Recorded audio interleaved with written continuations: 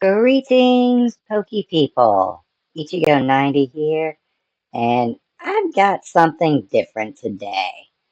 The Cosmopolitan Dueling Championships is hosting a draft league, and I will be taking part in it. Now, this draft league will be taking place in Gen 6, so there will be megas running around everywhere because who doesn't get excited about that? Now, I was given the eighth pick overall. I have some good news and bad news. The good news is Pokemon that can Mega Evolve, the Megas, and the base forms are counted as different Pokemon. So, for pick number one, we picked Gardevoir. Of course, we picked Sapphire. I mean, come on, if you've been to this channel before, you knew that was coming. Now, unfortunately, Mega Gardevoir was picked number one overall in the draft, so Sapphire will not be allowed to hold her special marble. But we still have her on the team. Now, this was a snake-style draft, and there were 12 people, so it got back to us pretty quickly. And when it did, I drafted Mega Lopunny. Now, Sapphire being psychic and fairy type, there are a few weaknesses we need to watch out for, one of which is steel. And Mega Lopunny's fighting type counters that beautifully. Additionally, the normal typing makes her immune to ghosts, while the scrappy ability means that that particular interaction only goes the one way. Now, another weakness that we have to look out for is poison. So when it came back around to me, my third pick was Metagross. Steel type makes for a good poison immunity, and another psychic type lets me hit them for super effective damage. Using my fourth overall pick, I grabbed Cresselia, and yeah, we're looking a little weak to dark right now, but you know, Cresselia, it sits there on the field, it uses Calm Mind, it is annoying to get rid of, and if it looks like it's going to be gotten rid of anyway, we can go out on our terms, meaning Lunar Dance to heal up something else that's annoying to deal with, like the Metagross. Now,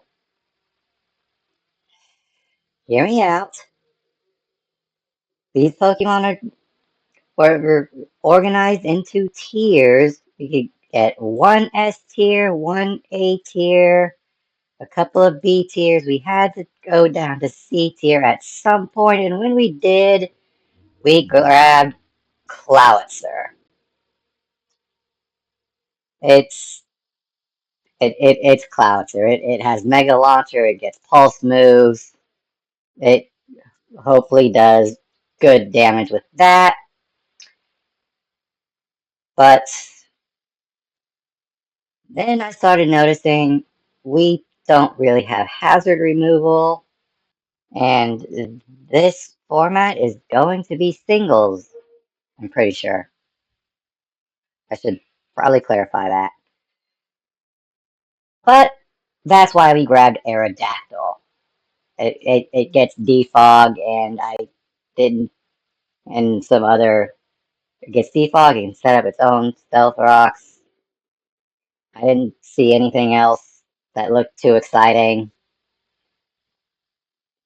So our next pick was Ditto,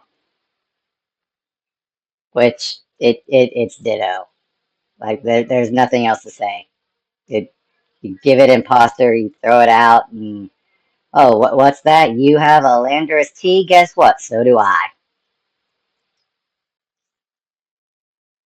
And that was it for the regular picks. Now, there were four free agent Pokemon that had to draft, and we got 200 points apiece to spend on those. Each tier had its own point values, and I went big on my first free agent pick with Chansey. This is another one that needs no explanation. You give it toxic, you soft boiled, it just sits there and special attackers just get a headache and then die.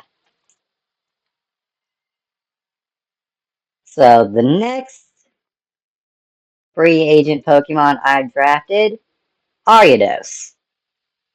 Sticky webs, it gets toxic spikes, I can click Sucker Punch, and I can do one of those things and then die. Speaking of dying, Electrode.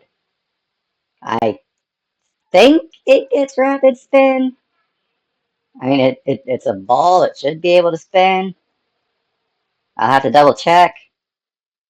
I'm not very good at this, but it, I am a little more certain that it gets Volt Switch, and I know for sure I can go boom if I need to.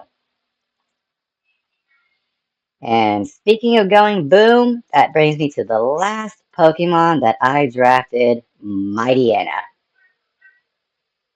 I had 20 points left in this thing and had 10. So there wasn't a tier where that had Pokemon worth 20 points. It went from 10 to 30. Mightyena was one of the ones that had 10, and Intimidate is a good ability. So there you go. Anyway, this is going to be my first time competing in Draft League, and these are the Nashville Guards.